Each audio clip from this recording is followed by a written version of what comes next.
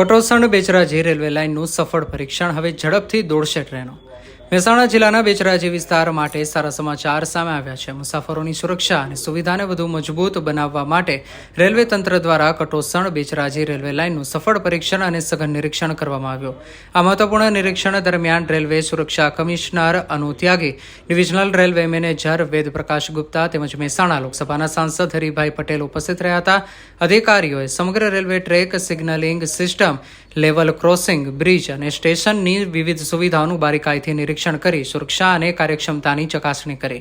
પરીક્ષણનો મુખ્ય હેતુ મુસાફરોની સુરક્ષાની ખાતરી કરવી, ભવિષ્યમાં ટ્રેનોની ગતિ વધારવાની શક્યતાઓનું મૂલ્યાંકન કરવું તેમજ રેલવેની ટેકનિકલ અને સિગ્નલિંગ વ્યવસ્થાને આધુનિક ધોરણો અનુસાર વધુ સક્ષમ બનાવવાનો હતો। બેચરાજી ઔદ્યોગિક હબ તેમજ પ્રખ્યાત યાત્રાધામ હોવાથી આ રેલવે લાઇન વિસ્તારના વિકાસ માટે અત્યંત મહત્વપૂર્ણ માનવામાં આવે છે। પરીક્ષણ સફળ રહેતા આગામી સમયમાં સ્થાનિક મુસાફરો, વેપારીઓ અને યાત્રાળુઓને વધુ સુરક્ષિત, ઝડપી અને સુવિધાજનક રેલ સેવા મળવાની આશા વ્યક્ત કરવામાં આવી રહી છે। આ પ્રસંગે સાંસદ હરિભાઈ પટેલે જણાવ્યું કે કટોસણ બેચરાજી રેલવે લાઇન વિસ્તારના વિકાસ માટે મહત્વપૂર્ણ સાબિત થશે અને મુસાફરોને વધુ સારી રેલ સુવિધા ઉપલબ્ધ કરાવવા માટે કેન્દ્ર સરકાર તથા ભારતીય રેલવે સતત પ્રયત્નશીલ છે। ડિવિઝનલ રેલવે મેનેજર વેદ પ્રકાશ ગુપ્તાએ જણાવ્યું કે ભારતીય રેલવે મુસાફરોને સુરક્ષિત અને ગુણવત્તાસભર સફર પૂરી પાડવા માટે સતત કટિબદ્ધ છે અને આ નિરીક્ષણ તે દિશામાં એક મહત્વપૂર્ણ પગલું છે। જે પડકારો 9 વર્ષથી જે ઘણા સમયથી બહુચરાજી અને આજુબાજુના લોકોની માગણી હતી, વહેલી તકે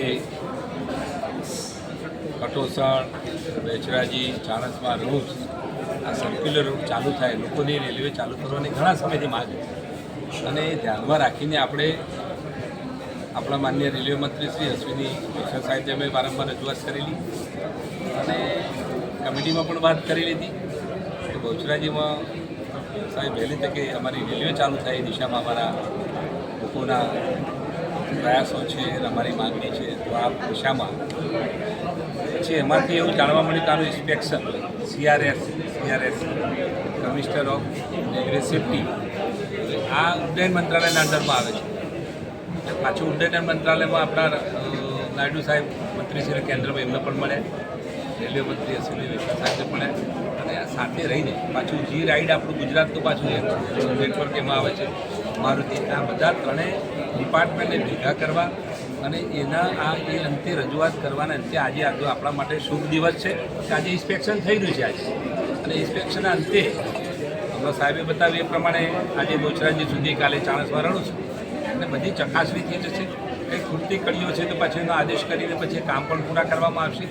પણ આ ઇન્સ્પેક્શનનો ઉદ્દેશ એ છે કે આમાં ગુડ તો ચાલતું તો તમારું, પણ માણસોને કંઈ નુકસાન કરતાં આ રેલવેની જે વ્યવસ્થા નથી એટલું જ એનું એનઓસી લેવાનું છે કે મનુષ્યને કોઈ નુકસાન નથી થતું એ બાબતની ચકાસણી થાય, એનું કામ આ સીઆરએસ ઇન્સ્પેક્શન છે। એનો રિપોર્ટ આવ્યા પછી વહેલી તકે રેલવે આપણી ચાલુ થાય, માતાજીને પણ જય બોલાવીએ અને આનંદ અહીંયા લોકો દર્શનાર્થે આવશે, વેપારીઓ, અહીંયા કોઈ નોકરિયાતો છે, આજુબાજુના ગામના લોકો અમદાવાદ કેમ નજીકથી જઈ શકાય કે મહેસાણા જવું કે રણુજ પાટણ જવું, આ બધી સગવડો થશે। હવે સમય થોડો લાગે છે પણ હવે આવી દિશામાં આપણે આગળ વધ્યા છે। અમે પણ વારંવાર રજૂઆત કરી છે અને મારી પણ તૈયારી છે અને રેલવે ડિપાર્ટમેન્ટ પણ આપણે પૂરો સહકાર આપ્યું છે। આ જુઓ છો કે આજે એમની તકનીકી કેટલા સાધનો લઈને આવ્યું છે કે સીઆરએસ ઇન્સ્પેક્શન તમે બધા આપણે પહેલી વખત જોતા હશો કે આ કઈ પ્રકારનું ઇન્સ્પેક્શન, આ શબ્દ જ આપણા માટે નવો જ હતો પણ અંતે આજે આ ઇન્સ્પેક્શન થઈ રહ્યું છે અને એની જે નાની મોટી ખામીઓ, ક્ષતિઓ છે એ દૂર થશે અને ટૂંક સમયમાં એનો રિપોર્ટ આવ્યા પછી રેલવે ચાલુ થાય એવા મારા પૂરા પ્રયત્નો રહેશે। ખાસ કરીને આપણે અંડરપાસ જે બનાવ્યા છે એની અંદર પાણી ભરાવાનું બહુ પ્રોબ્લેમ છે। અંડરપાસમાં પણ આપણે સાહેબને વાત કરી છે, કોઈ મળપંપ કે પંપની વ્યવસ્થા થાય। બીજું એક રજૂઆત એવી પણ કરી છે કે આજે જો કોઈ રોડની રસ્તાની સર્વિસ રોડની વ્યવસ્થા થાય તે એક આપણી માગણી કરીએ છીએ આજે, પણ એ થોડી સગવડ થાય। પણ અંડરપાસમાં અત્યારે બધે થોડી નાની મોટી તકલીફો છે। અહીંયા જે બનાવ્યું ને એમાં એવું કર્યું છે કે પાણી જે ભરાઈ રહેતું હતું એટલે એને 4 ઇંચ જેટલું ઊંચું કર્યું છતાંય પાણી ભરાઈ રહ્યું। પણ એક આપણે બાજુ એમાં આખું ઊંચું ને ઊંચું મૂળભૂતમાં કર્યું એમાં એટલે આમાં શું થાય અંડરપાસમાં પેલી લક્ઝરી જે નીકળે ને એ નીચે ઉપર અડી જાય. અને આપણે કંઈક એમાં જે રજૂઆતો કરી દઈશું નાની મોટી પણ પંપની વ્યવસ્થા થાય પાણી નીકળી જાય અને એ જવાબદારી હાલ ખરેખર જી રાઇડની છે.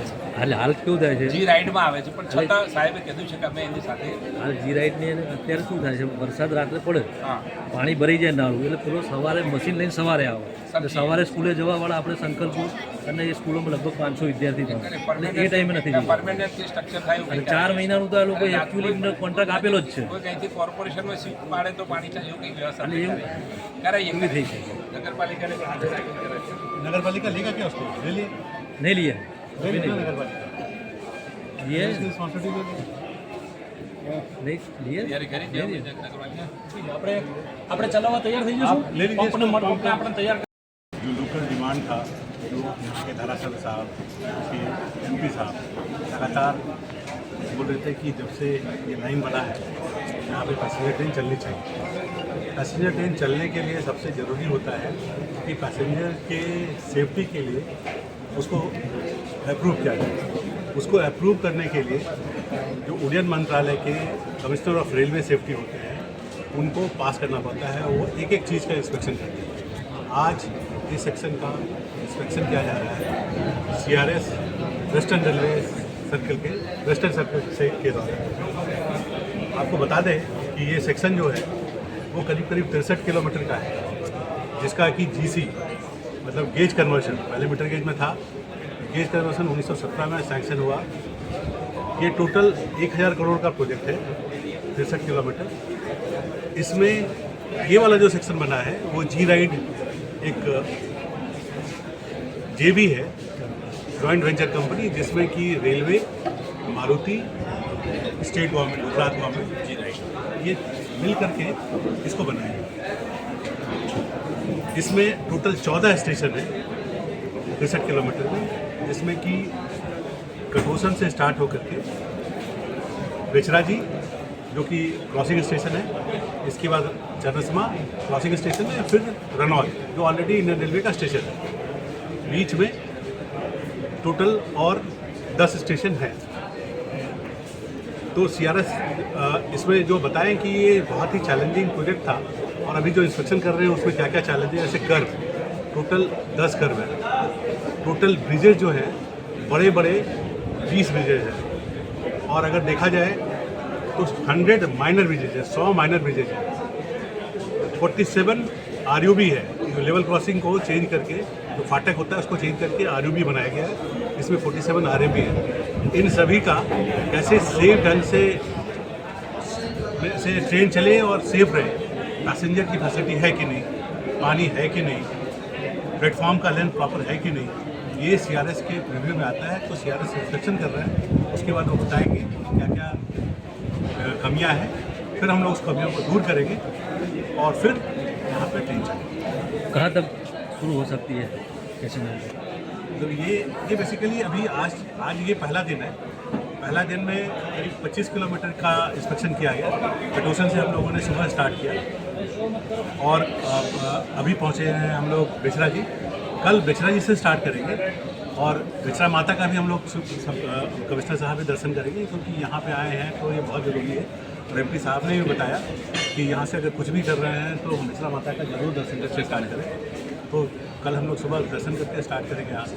फिर यहाँ से चनस्मा तक कल इंस्पेक्शन होगा और उसके बाद अगले दिन चनस्मा से रनौल तक. उसके बाद वो बताया जाएगा कि ये डिफेक्ट है, इसमें ये करना ज़रूरी है. तो उसको काम करने में जो कुछ समय लगे जैसे ही वो काम खत्म होगा उसके बाद सही समय देकर ये साहब मंत्री जी को बड़े साहब को सबको लेके आएंगे और यहाँ से ट्रेन चलेगी. अभी ये स्टेशन है, ये वेटिंग रूम नहीं है, पानी की सुविधा नहीं है, तो क्या जितने भी पैसेंजर रेमिटेंस की फैसिलिटी नहीं है उसी का इंस्पेक्शन होगा. वो भी करें. ट्रैक का इंस्पेक्शन हुआ, ब्रिजेज का इंस्पेक्शन हुआ, सिग्नल का इंस्पेक्शन हुआ, स्टेशन का इंस्पेक्शन हुआ, स्टेशन में आने के रास्ते का इंस्पेक्शन हुआ. तो ये सारी की सारी चीज़ों को ध्यान में रख करके काम करेंगे. Thank you. દેશ અને દુનિયાના સમાચાર જોવા માટે અમારી ચેનલ MG લાઈવ ન્યૂઝને સબસ્ક્રાઇબ કરો અને બેલ આઇકોન પર ક્લિક કરો જેથી રોજે રોજની અપડેટ આપને મળતી રહે. સાથે જ અમારું ફેસબુક અને ઇન્સ્ટાગ્રામ પેજને પણ ફોલો કરો.